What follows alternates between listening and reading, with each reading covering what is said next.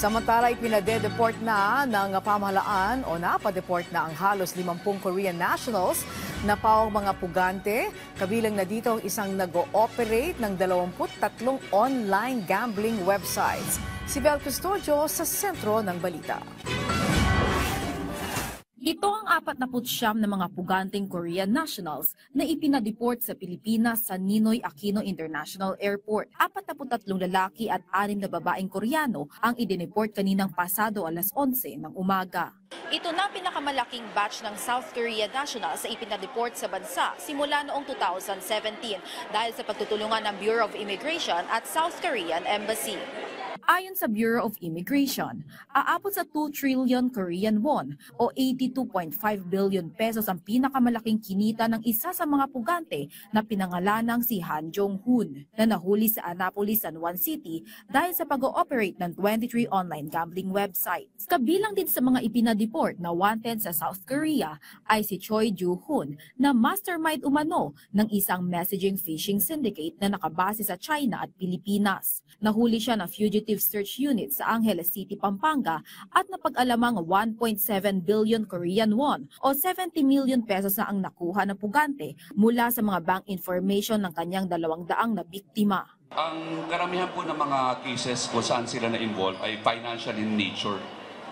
Embezzlement, meron pong illegal gambling, large-scale fraud, online scamming, and other financial crimes. Ayon sa BI, Koreano ang karamihan sa mga nabibiktima ng mga pugante. Napansin po namin, ibang fugitives naman po, they think that it's safer to be outside of Metro Manila. Na they have this impression, mistaken impression that it's easier to hide if you're outside of Metro Manila. May iba nga ho dyan na huhuli po sa mga resort, sa mga resorts po na yun nga outside of Metro Manila.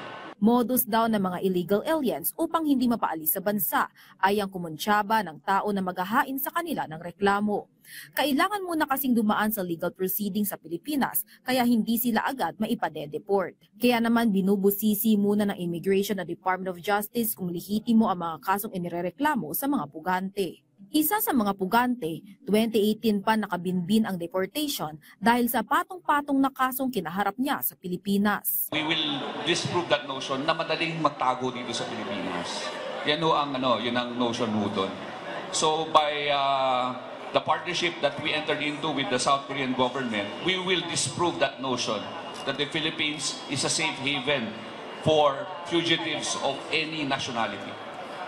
Hindi po pwede magtago rito. Ngayon po ang importance ng partnership that we have with the different governments. Kaya naman gumagamit na ng Advanced Passenger Information System sa pamamagitan ng UN-GO travel software na connected sa International Police ang Immigration upang ma-detect kung may puganteng nagtatangkang pumasok sa bansa. Isang system nito na kung saan connected po to sa Interpol.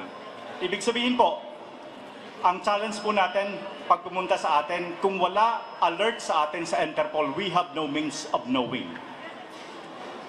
Ang isa sa mga sitwasyon na kita natin, nakapasok sila, walang alert. At pag nandito na sa atin, doon na lalabas yung kanilang international alert sa Interpol. Nagko-coordinate yung ating embassy. That's why we conduct search, kaya mayroon tayong fugitive search unit. Samantala, halos 50 foreign nationals pa ang nasa kustudiyan ng BI na susunod na batch ng mass deportation ngayong taon. Vel Custodio para sa Pambansang TV sa Bagong Pilipinas.